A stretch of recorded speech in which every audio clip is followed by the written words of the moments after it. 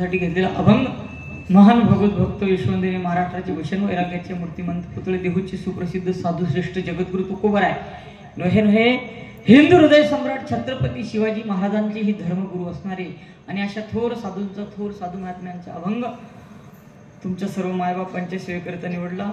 या कीर्तनाकडे वळण्यापूर्वी अल्पसा परिहार द्यायचा तो असा सालाबादाप्रमाणे चालत असणारा तुमचा हा एक दिवसीय नामजप यज्ञ तथा कीर्तन सप्ताह प्रत्येक वर्षी कार्तिकी एकादशी निमित्त तुम्ही कीर्तन उत्सव साजरा करतात भगवान पांडुरंगाच्या रावळामध्ये।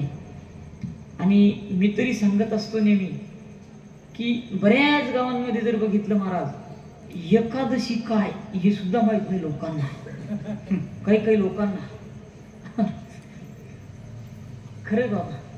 परंतु तुमच्या गावाचं भाग्य काहीतरी, कारण ज्या गावामध्ये महाराज साधूंनी जन्म घ्यावा, कारण पवित्र ते कुळ पावन तो देश जेथे हरीचे दास जन्म घेती। आपले महेंद्रगिरीजी बाबा आपल्या गावामध्ये समाधी आहे बाबाजींची, आणि ज्या कार्यासाठी महाराज साधू संतांचा आशीर्वाद असतो त्या कार्याला कशाची कमतरता भासणार आहे, कारण संत कृपा झाली इमारत फळाली। या अनुषंगाने घेतलेला अभंग तुकोबरायांचा। आणि इथं जर बघितलं सिंगल कीर्तन सप्तातलं कीर्तन रमेश बाबा सप्तातलं कीर्तन आणि सिंगल कीर्तन हा जमीन आसमानचा बदल असतो।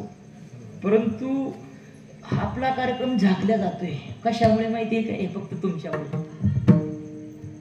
बघा एक दिवशी जरी कीर्तन सप्ताह आहे तुमचा, एक दिवसाचा जरी यज्ञ असेल, परंतु यज्ञासाठी काहीतरी करावं लागतं महाराज बघा। आणि या आपल्या एक यज्ञासाठी कीर्तनासाठी सत्संगत ज्यांची आहे ते हरिभक्तपरायण आमचे ज्येष्ठ गुरुबंधू।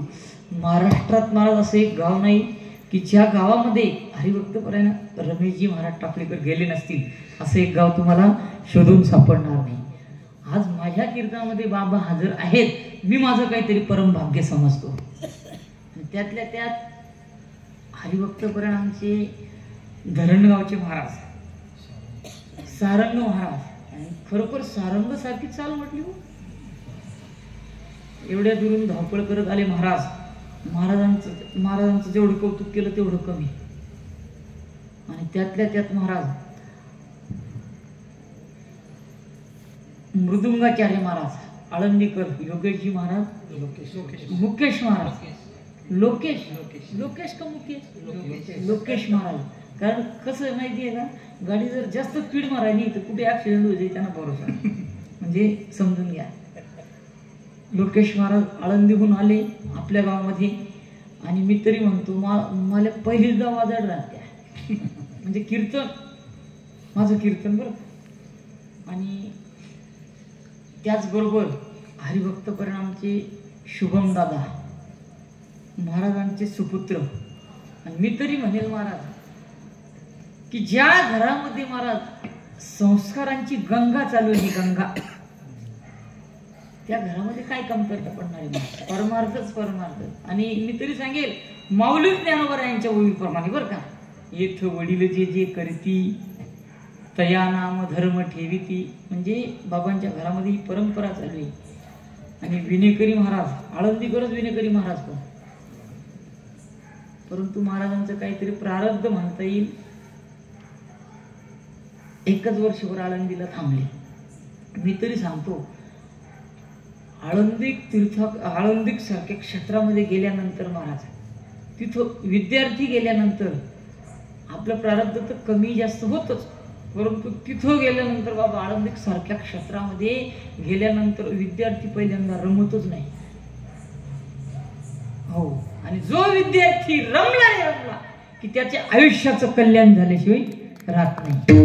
हे माझ्या माऊली ज्ञानोबरायांच्या भूमीचं ब्रीद आहे।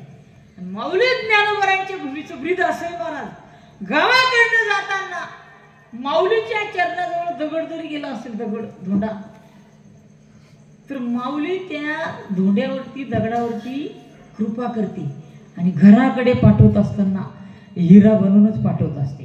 हे माझ्या माऊली ज्ञानोबरायांचं गीत आहे. बघा,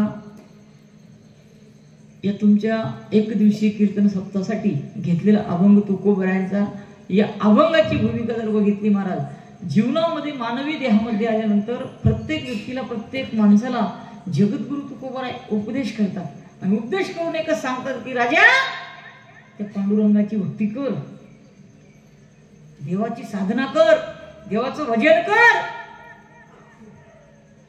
असं सांगता सांगता एक व्यक्ती तुकोबारायांसमोर उभा राहिला आणि तुकोबारायांना विचारलं, का हो तुकोबाराय, तुम्ही आम्हाला भक्ती करायला सांगतायत, मान्य आहे, पण समजा यदा कदाचित एखाद्या माणसाने, एखाद्या व्यक्तीने जर त्या परमेश्वराची भक्ती केली नसेल तर होईल का हो तुकोबाराय? त्यावेळेस माझ्या तुकोबारायांनी सांगितलं, अरे तुला हा अमोल किमतीचा निर्णय भगवान परमात्म्याने दिला, जर तू त्या पांडुरंगाची भक्ती जर नाही केली तर नाही तरी गेला जन्म वाया. सांगतो तुम्हासी भजारे विठ्ठला, नाही तरी गेला जन्म वाया. हो, मग आपण ठीक आहे, मान्य आहे तुकोबाराय, आम्हाला पटलं तुमचं सांगितलेलं, पण एक सांगा तुकोबाराय आम्हाला, आम्ही संसारिक जीव आहोत, हा संसार टाकून द्यायचा का, सोडून द्यायचा का? हो, परमार्थ करत असताना संसार टाकून द्यावा लागत नाही, संसार सोडायची गरज नाही. कामामध्ये काम, काही होणार म्हणा. हो, परमार्थ असा आहे की संसार करता करता सुद्धा परमार्थ करता येतो. हो, माझ्या सावतोबारायांनी काय केलं, संसारात राहील परंतु परमात्मा आपलासा केला.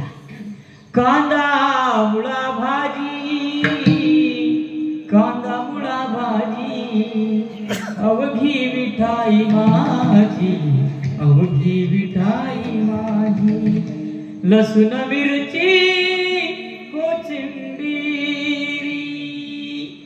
हो, सावतोबारायांनी महाराज संसार करता करता कशामध्ये देव बघितला? कांद्यामध्ये. कशामध्ये? कांदा. कांदा कांदा माहिती आहे का तुमले? कांदा मा देव, कांदा मा. आणि आपले येडा माणूस मा देव दिसत नाही, म्हणजे आपल्याला माणसात देव दिसत नाही, हे आपलं दुर्दैव आहे महाराज. परंतु जाऊ द्या, मला सांगायचं एक, जीवन जगत असताना परमार्थ करता येतो. कारण या संसाराची व्याख्या सांगत असताना काही संतांनी, या संसाराची व्याख्या सांगत असताना काही संतांनी या संसाराला सर्प म्हटलेलं आहे, तर काही संतांनी भवनदी म्हटलेलं आहे. मग का तुकोबाराय आम्हाला एक सांगा, मग संसार करत, संसार सोडून द्यायचा का? परमार्थ जर करायचा असेल तर हा संसार टाकून द्यायचा का? तुकोबारायांनी सांगितलं की राजा, संसार टाकू नका, संसार करा, आणि संसार करत असताना भगवंताचं नामस्मरण करा. त्याच्यामध्ये जर यदा कदाचित तुम्ही संसारच करत बसले तर एक दिवशी या संसार रूपी नदीमध्ये भयानक दुःख रूप पाण्याची लाट येणार. या संसारामध्ये आजूबाजूला दिसतंय आपल्याला काय आहे?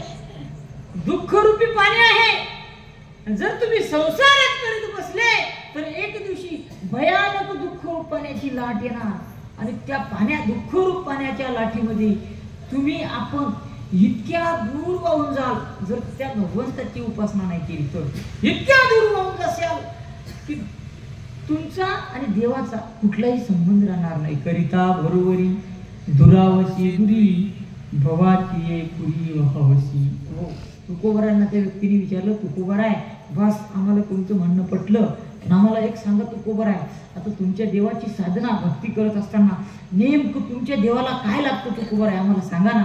धन संपत्ती पैसा वगैरे काही लागतो का?